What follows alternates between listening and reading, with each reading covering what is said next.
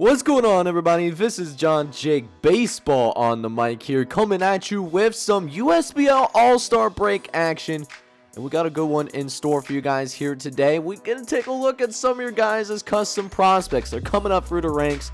George Alberto Hernandez, he's a notable example of that. My man, #1 overall pick. He was absolutely brilliant in the first couple of innings of this game. Pitched a complete game shutout. No hits, no walks through 2 innings. That is all he'll end up playing. But that being said, let's go ahead and check on the rest of these future All-Stars as well. As Christopher Cespedes, he hits a nice one out there to give the National League future team a 1-0 lead. We'll see if Sanchez can build off of that as well. As Sanchez, you want to call it a Drake song because it's going back to back. Oh, it almost left the ballpark. It will still count as a double though. So some nice piece of hitting for the National League All-Stars here in the bottom of the second inning. We'll go ahead and jump into the bottom of the third here as we see Forrest Wheatley get himself into the game. He's actually taking on Cam Darden. He is a year 2 custom prospect in the Washington Senators organization and hits a really nice ball out there into left center field. Actually manages to go ahead and drive in a run himself. So nice job by Cam Darden, who did just enter himself into the top 50 prospects in among all USBL prospects in the minor league systems as of right now. So that being said, we've got a little pass ball situation here. So Nick Pratto actually has a chance to go ahead and bring in a couple of runs. Just a base hit will get the job done, and sure enough, there it is. It's going to be more than a base hit, but it will end up being the exact same result though. Nick Pratto just teeing off of Forrest Wheatley here in this Futures game, and it gives the National League Future Squad a 4-0 lead here. We'll see if we can end up seeing the American League Future Squad try to answer back. Jameson Hanna, he comes into the game. He's 0 for 1 so far in the day, but Jameson Hammond, he's going to get a nice ball out there into right center field, and that ball is going to be gone like a girl in a country song. That is going to be hit out. That's a no-doubter. The American League Future Squad is finally up on the board. Tristan Lutz is also going to get a really nice ball hit as well. It's going to end up at least being a double. So the American League Futures team showing a little bit of life here in this 5th inning. We'll see if they can go ahead and register a stop here though, as Peter Solomon, he comes to the game for the American League squad, taking on a Christopher Cespedes, who did hit a solo shot all the way back in the bottom of the 2nd inning, and going to go ahead 2 home runs in an all-star game. Doesn't matter what level it is, man. That right there is extremely impressive. You absolutely love to see that. Nick Pratto will end up striking out that, so Peter Solomon does end up, getting himself out of it. But we do also have a custom prospect starting here, you guys. Bottom of the 6th inning, Tyson Steele, he comes into the game. He's a starting pitcher in the Boston Quakers organization, starting out in Double-A. He had a pretty nice 6th inning. That was the only inning that Tyson Steele would actually play in. But it was a pretty clean inning nonetheless. No hits, no walks. Just kind of like George Alberto Hernandez. Except, not doing it with necessarily as many innings. Not as many batters, I would say. But we get to the top of the 9th inning. We'll see if the American League Future Squad, they can go ahead and try to make their comeback here, as Tristan Pompey, he's going to hit this one out in the center field, and we're seeing someone trying to get all the way out to third base, and gets it in there well before the throw. So now there's going to be runners at the corners here. Rod Hennessy, he comes in the game. He's 0 for 6, but he is 25 for 27 in save opportunities down at the minor league level. A chance here for him to go ahead and try to close out this game on top of it. As Tristan Lutz, he's been pretty good all day today. 2 for 3, double and a single to his name. We'll see if he can come through in this clutch situation, as Tristan Lutz dealing with a 1-1 count. Technically the first pitch, but we do have quick counts on. Just helps move the games a little bit faster. But that being said, we will end up seeing Tristan Lutz end up getting that sacrifice fly. So while that does register as the first out, we will end up seeing another run getting across. We'll see if Greg Jones can keep this thing going. He doesn't have a hit all day here, but it's not going to change here either. Greg Jones, weak ground down to the second baseman, and the National League All-Stars, led by George Alberto Hernandez, wins this All-Star game, first All-Star game of this episode. So George Alberto Hernandez gets the win. Christopher Cespedes with player of the game. As that will go ahead and take us into our next All-Star game, the AA All-Star game. And listen, we got a great one on tap for you guys here. If you're enjoying the content, by the way, make sure you smash that like button, hit subscribe as well, and stay till the end of this video. After all of these All-Star games are done in this episode, I'm actually going to show you all of the call-ups and send-downs here at the midway point of the season. It's one of 2 times that teams can actively call players up and down. This episode being the first of 2 such periods. But let's go ahead and check out Cortland James. Cortland James, he hits a really hard one out into first base. And except first baseman was able to actually handle it. It is what it is, though. But that being said, just keep an eye out for Cortland James in the future. He's only batting .211, but he has the potential to hit really hard. And I'm sure he'll eventually be a good addition for the Pittsburgh Forest. He's in that Pittsburgh Forest organization right now. Just needs a little bit more seasoning. Needs a little bit more development. It's a developers league, of course. Rarely you get somebody in the USBL draft that is ready to play up at the USBL day one. It hardly happens. You get maybe 2 or 3 guys out of 150, 180 guys that are drafted every year. So yeah, it's a developers league, man. It's different than the NBA and the NFL draft, where you see your best rookies get in day one. Usually your best rookies end up maybe in AAA if they're lucky, but most of the time single A or double A. But that being said, going back to the AA All-Star game, though, right now we're seeing some interesting developments. The Northeastern All-Stars trying to get some kind of run going here. We'll see if Lawrence Powell can get him going, but he ends up doing some window shopping. He will end up striking out looking. That's a tough look, In a game where, many of these minor league players are playing in front of their biggest crowds in their young professional careers so far. So, yeah, definitely a big moment for everyone that is out there on the field. As it looks like we do end up seeing the catcher kind of lose the grip of the baseball a little bit. Had a chance to throw out the runner at second base, but that didn't necessarily happen. So Blake Rutherford, he has runners in scoring position, and they're going to just jog around this ballpark, man. Rutherford with a no-doubter kind of shot. Only ends up going 390 feet, but just the way that launch angle was, like, you knew that ball was going to be gone. Like a girl in a country song. As we go ahead, jump into the top of the 6th inning. Still seeing the Northeastern All-Stars with a 3-2 lead, but Mark Parks has a chance to go ahead here and potentially get some increase to their lead, and it's gonna be just that. Mark Parks gets a runner in, and we still end up seeing some runners at the corner here as well. So Mark Parks with the RBI single against Tim Smith, who now will deal with Raul McCann at the plate. He's 0-2 in the day so far, and McCann gets a really hold of one, and it's gonna leave the ballpark, and it's going to make it a 5-2 lead. Ooh, what a absolute shot. You absolutely love to see it. As now, Joe Cronin, he's up at the plate. 5-2 game. Smith with the delivery, gonna get it. At least force the action at first place. As long as you make contact, anything can happen. Forces Tim Smith out of game. He doesn't even survive a whole inning. Ben Bowden, though, he comes into the game. 2-2 count. Runner on third base and shuts it down.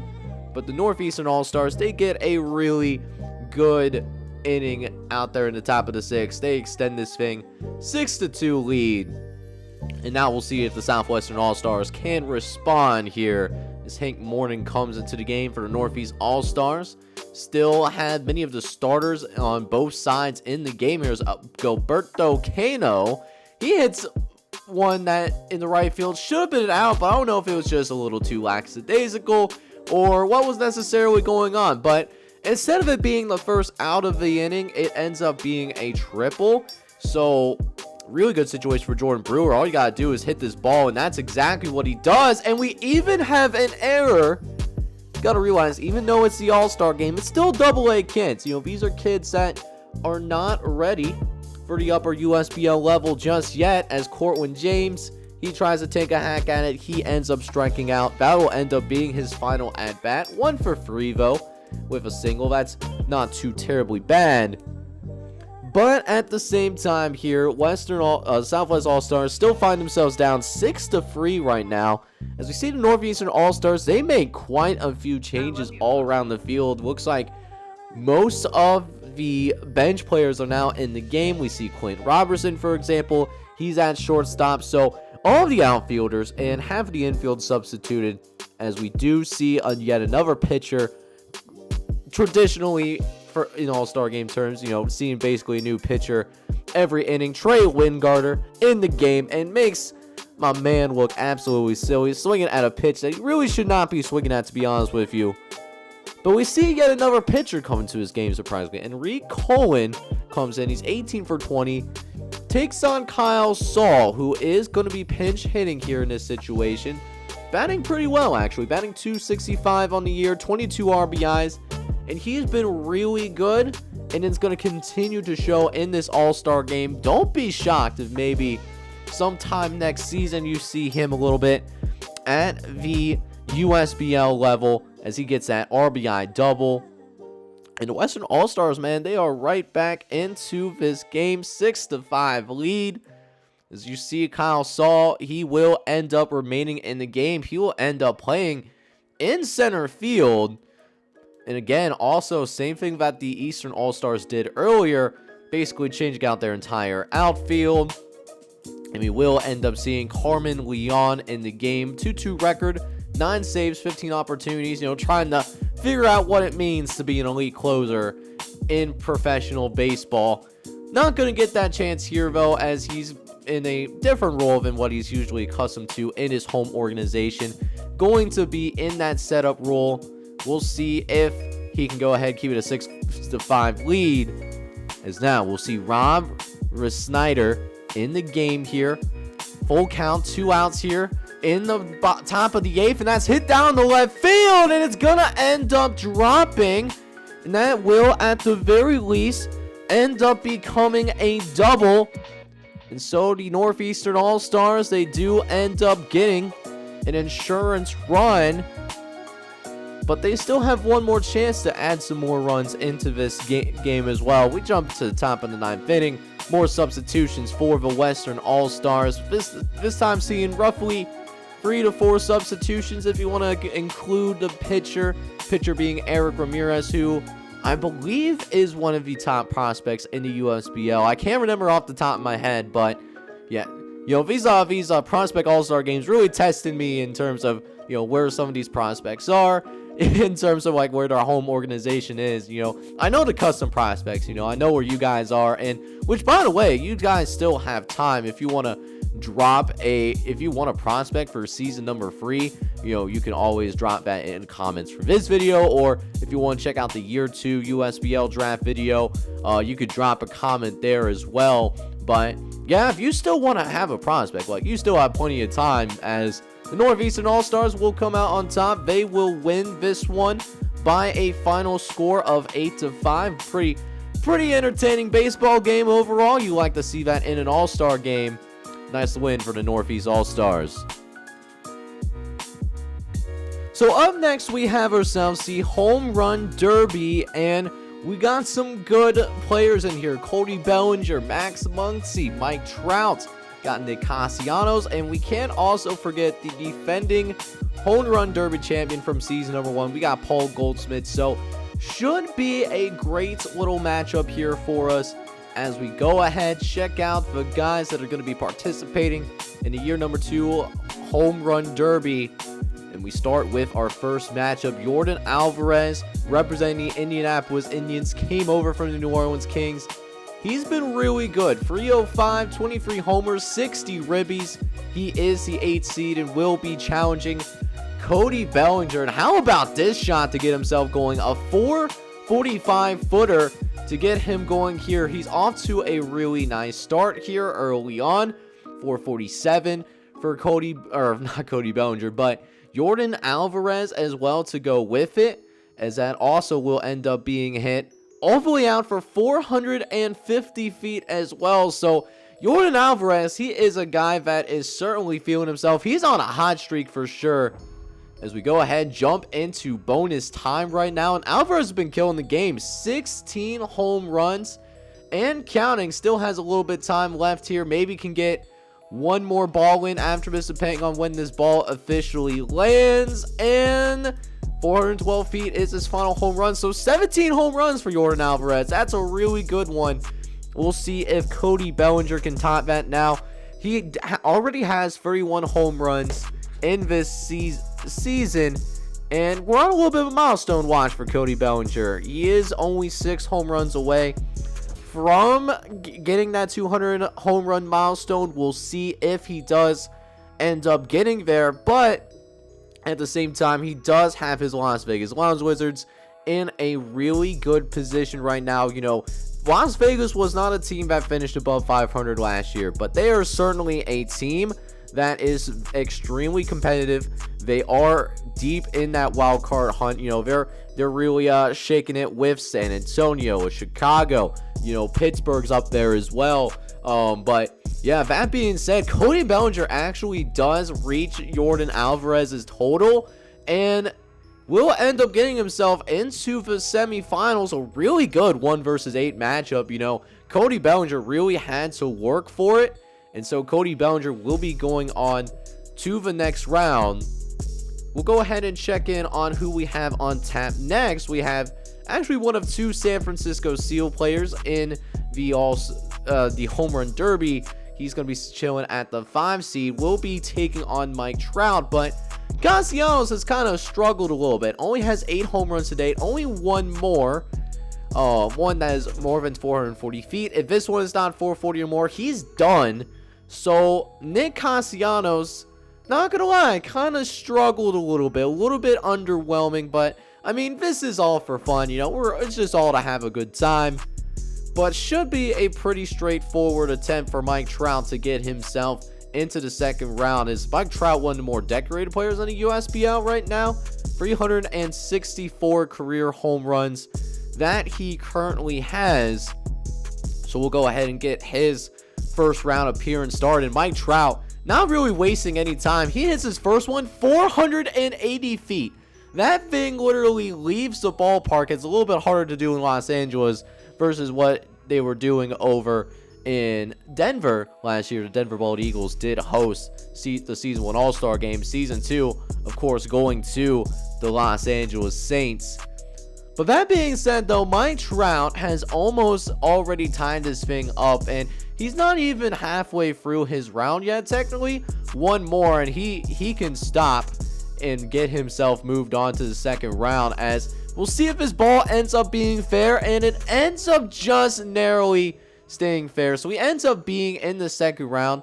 I do kind of wish something that MLB The Show does is that, you know, if some of these players are just like on fire and they don't want to stop, you know, they don't have to stop as soon as they, you know, hit the threshold for, say, you know, whenever they overcome their challenger or whatever. I know that happens a few times in real life in the actual MLB home run derby. But that being said, Mike Trout will go ahead and move on to the second round as well. We'll go ahead and check out Bryce Harper. He is the 6th seed. He will be taking on Corey Seager of the Columbus Jets. He been having a real breakout season for Columbus, and that's another thing too. Columbus is also competitive this season. They were one of the worst teams in the USBL in year 1. Ended up having to trade away Jose Abreu, one of their prime first basemen. But that being said, you know, Columbus is looking good. But Bryce Harper, man, he is out here slinging it in that home run derby. He is just sending some absolute moonshots right now. It's been absolutely insane what we have been witnessing right now, you know what I'm saying? But Bryce Harper going to go ahead, hits one 459 feet. He's trying to finish this on a high note, hitting 2 home runs in a row.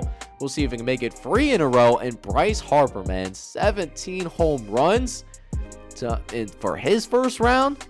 That's going to be really tough to beat. Now, it's not impossible. That was what Jordan Alvarez had around that mark, but Cody Bellinger was able to overcome it nonetheless. But that being said, we'll see if Corey Seager will be capable of doing the exact same thing, as we'll go ahead get Corey Seager's home run derby, his first round appearance underway, and send some moonshots here early. You know, he's got some good pacing, about to hit the halfway mark here, and this could be home run number 10, and it does end up dropping 444 feet. Really nice shot.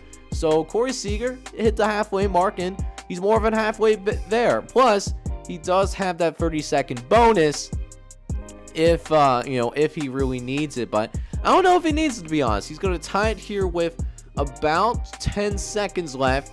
We'll see if this will be far enough to go ahead and carry out of the stadium, and it is. So Corey Seager able to match Bryce Harper's standard and more without even needing a bonus time. He didn't even need it. So Corey Seager, he ends up moving on as well. So that leaves one more matchup before we go ahead and move ourselves into the semifinals. We will go ahead and check in on Paul Goldschmidt. Now, Goldschmidt, defending home run derby champion. He did win the home run derby back in season number 1, you guys. But down in the 7th seed, not a ideal spot, but something that he could, finagle and work his way through if he chooses to do so. As we got about 2 minutes left here in his round, and Paul Goldschmidt's doing pretty okay. Not the best of rounds right now, but he still has his bonus time if he absolutely needs it. And of course he's going to use it because he is the challenger. He needs to get as many as possible so that Max Muncy might not have as big of a chance of trying to catch him. But Paul Goldschmidt doesn't put together it's not a bad round. It's okay. But Max Muncy, he's been a guy, he's really had a breakout year so far. 30 home runs here in the first half of the season. He's on pace for, to get to that 50 burger. We'll see if he can maintain that kind of pacing for the whole season. But so far, Max Muncy has looked really darn good for the Boston Quakers, and that's been a big reason for that resurgence. Guys like Max Muncy stepping up, given guys like Mookie Betts, some talent around him. Mookie Betts, you remember, he was nominated to the All-Star game as a starter in year 1, and yet his team was in a stellar state. He wanted to stick around in Boston. Right now, that's looking good because the Boston Quakers, they are currently sitting with the division lead in the American League East as of the recording of this All-Star game video. So, Boston Quakers, a much improved team. Granted, New York's not as good. We also know that the Baltimore Quakers, they're not as talented either. And then, of course, the Cleveland Rockers, man. The Cleveland Rockers, they might end up with the number 1 pick in the year 3 draft. They have been horrendous. You want to talk about an absolute fall from grace. Going from winning your division, from going to the number 1 pick, that's Cleveland in a nutshell. They've been down horrendous. But that being said, though, Max Muncy, does overcome Paul Goldschmidt. Oh, that was really hard. I don't know why I was really riding the struggle bus with the pronunciation, but so far kind of a chalk ordering for the semifinals. Everyone that was a higher seed did advance to the second round. We did not end up seeing any upsets. We'll see if that could possibly change here, as we know Mike Trout is really darn good, man. He's been really good for the Honolulu Islanders. If anyone could give Cody Bellinger a run for his money, in terms of consistency, I think Mike Trout can do it. Shoot, even Max Muncy, his guy. We'll see if his consistency is. He is somebody that, has burst onto the scene. It's going to be an interesting home run derby. It's starting to, really go out that way, as Mike Trout, he's still going, man. He still has a full minute here before we even get into the bonus time. He's been really stroking it Pause. But yeah, Mike Trout, he's got a really high home run count right now. That's home run number 16. And, you know, he still has his bonus time as well. He's going to get up to 18 home runs. We'll see if this can be number 19 for him. Might be necessary for someone like a Cody Bellinger. It does not leave the ballpark, but Mike Trout puts together a really good round once again. Same thing as the number 8 seed, who, you know, he put up a good fight too. You know, made Cody Bellinger work for it. The person who was the 8 seed, I'm having a really tough time trying to figure out who that is off top. I can't remember who it is for the life of me. I'm drawing a complete blank, and the sad part is I literally just saw him stroke it in this home run. Jordan Alvarez, that's his name. I don't know why I was having such a rough time thinking of his name. It's not like he was bad either. Like, he had a really good first round. It's just, you know, Cody Bellinger is something special. And, you know, Cody Bellinger, we'll see what he can do, man. You know, it's going to be interesting to see if he can hit, you know, 19, 20 home runs in 2 rounds in a row. That's a really big ask, even for someone like Bellinger, who does have a lot of power versus both sides of the plate, per se. As Bellinger will go ahead, he hits one out deep in the right center field. That's going to be 464 feet, but we're here in bonus time, and Bellinger, he's already tied up thanks to that 400-foot homer. One more will send Bellinger to the final as it's deep down into right field. It's going to carry, and it's going to be gone. 373 feet. And Bellinger, give it a run for his money, man. He has certainly earned his spot into the finals. Man, what a challenge that he's received from both Jordan Alvarez and Mike Trout.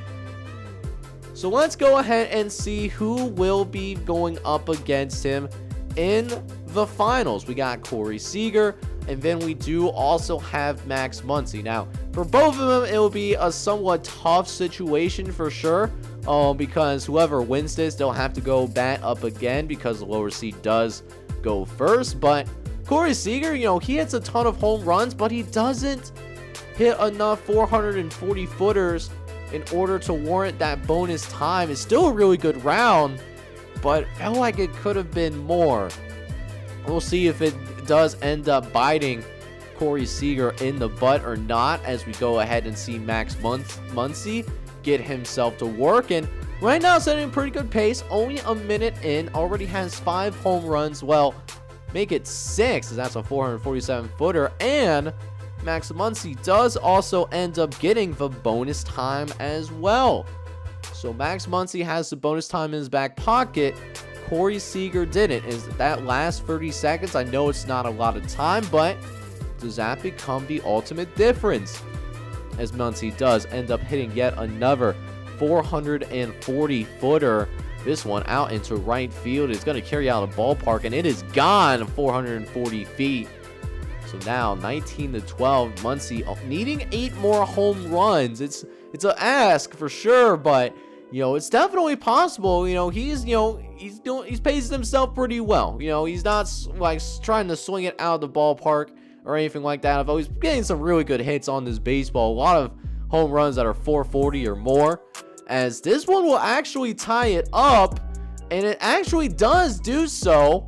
So, thing is all tied up. Muncy has a chance to advance to the finals, and it turns out that 30 seconds of bonus time does end up hurting him in the end. As Max Muncy, using that bonus time, does get to go ahead and face Cody Bellinger in the final. But here's the thing.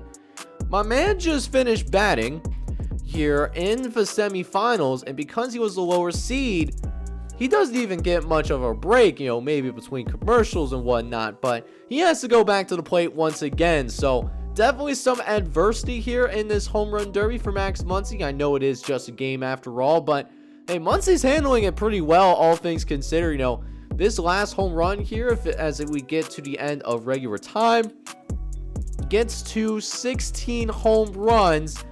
One more here could make it number 17. No, but Muncy did a pretty good job, all things considered. You know, gets to 16 home runs. Mookie Betts, his teammate, he really likes it. And so here we go. Cody Bellinger needs 17 home runs to win the Year 2 USBL Home Run Derby. We'll see if he can do it. One more left to go. This will tie things up here for Cody Bellinger. Good! 388 feet, but he doesn't have the bonus time. This is to win the Home Run Derby, and it's short. So Max Muncy had 16. Bellinger had 16. And so what that does mean is that we will have an overtime round. There will be a 60-second swing off. No bonus time is going to be added. And so Max Muncy, who did get a little bit of a break watching Cody Bellinger go to work, he now will be back at the plate here. And so we'll see what both of these strong competitors can do here over the course of this 60 seconds. And Max Muncy, he is off to a fantastic start right now. 432 feet, hitting 2 home runs in a row to start things out. This could be 3 in a row. Call it tic-tac-toe, baby. That's a 410-footer. So Muncy off to a good start. 3 home runs so far in the swing off. Make it number 4 with 431 feet there.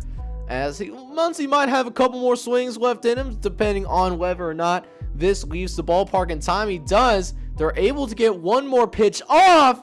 This one, potentially a buzzer beater, and it is gone. 410 feet for Max Muncy.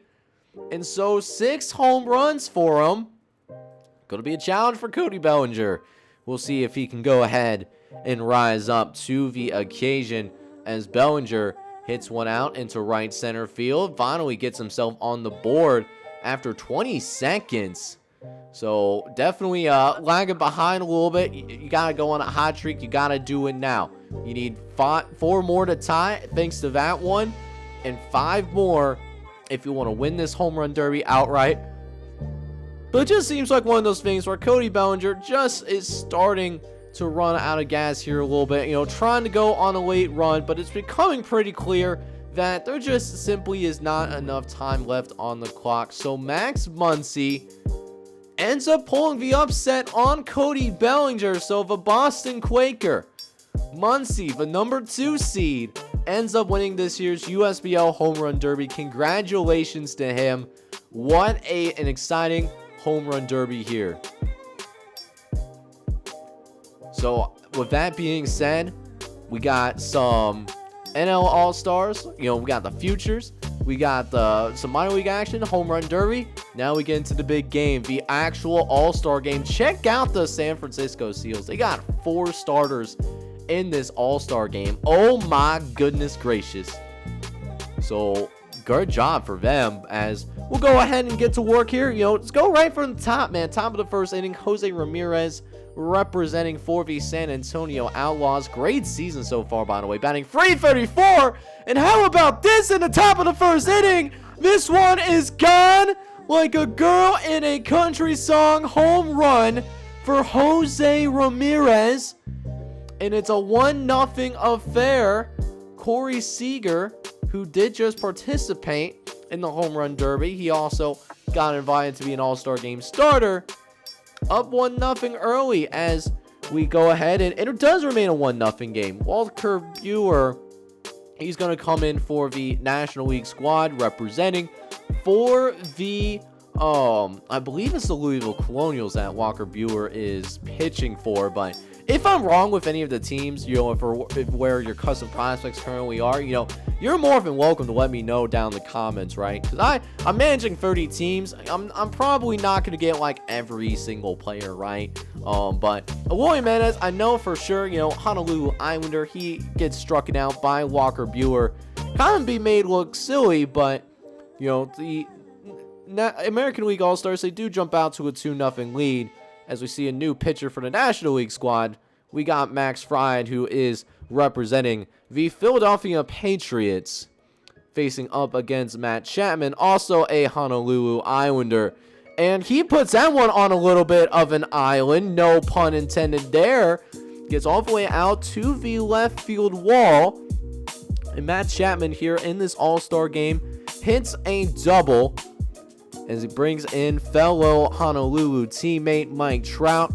Got a brilliant opportunity here. Bases loaded. Only one out. And Mike Trout just barely missed his ball. If he was able to make full barrel, you already know that ball was going to be a home run, a grand slam in the All-Star game of all places. I would have absolutely lost my entire mind, bro. Like, that would have been something else. But that being said, Mike Trout still is able to get the sacrifice fly.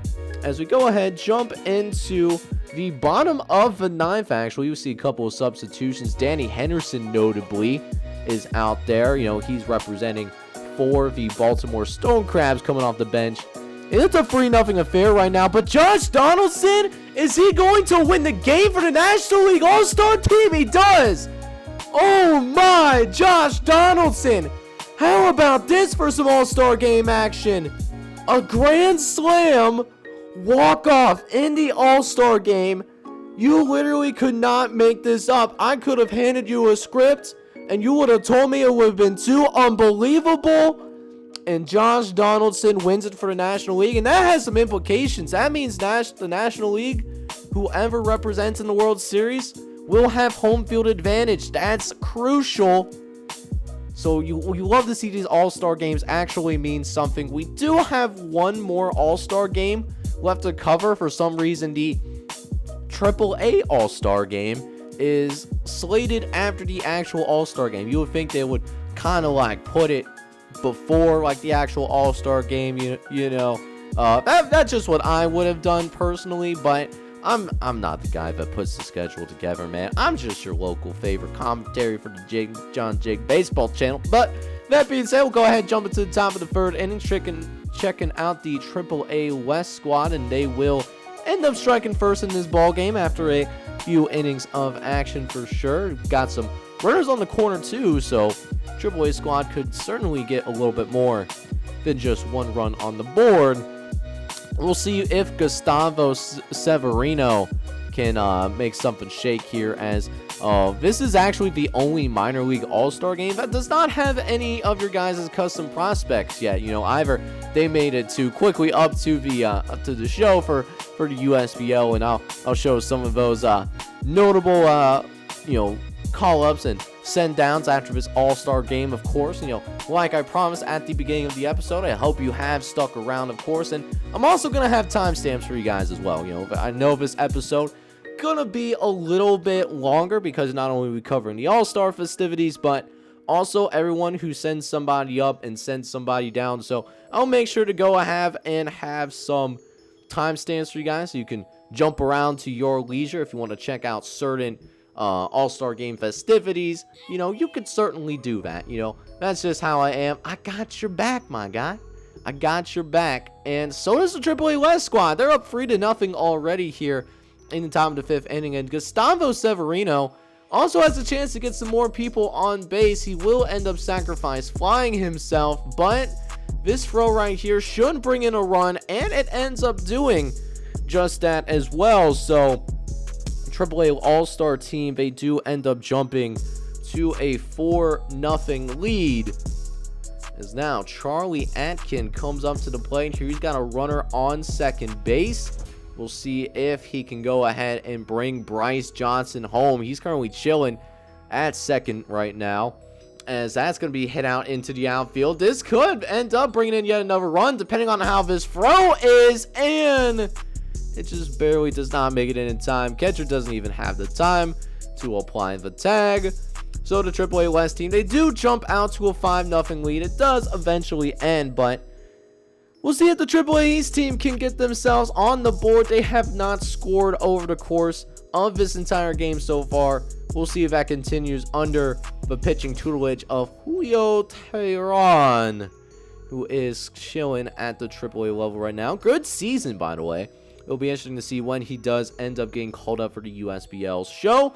Whether that be he comes up, you know, during this period or during the September call-ups.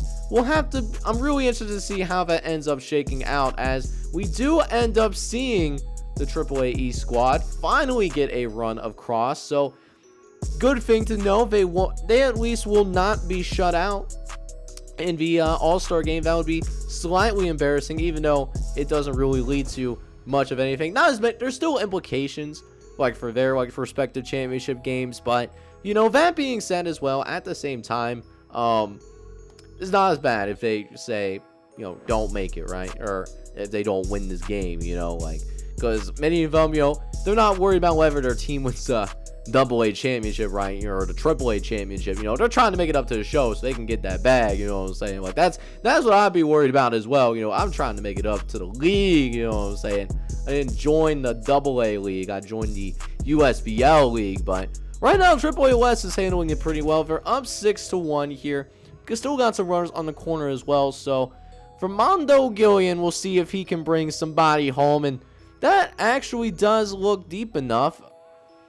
Center fielder will end up charging in here, hitting the cutoff man, but not nearly enough time to gun the runner down. Seeing the lack of an arm for a center fielder, some USBL outfields would actually have tried to gone about trying to go ahead and make that throw directly to home instead of hitting that cutoff man. Not that it's a bad thing. You should hit your cutoff man. It's part of your your fundamentals. Some of these guys are learning the fundamentals, high upside guys, but just aren't ready quite yet necessarily. So yeah, that being said, we got Gustavo Severino back at the plate once again. We've been seeing a lot of Severino.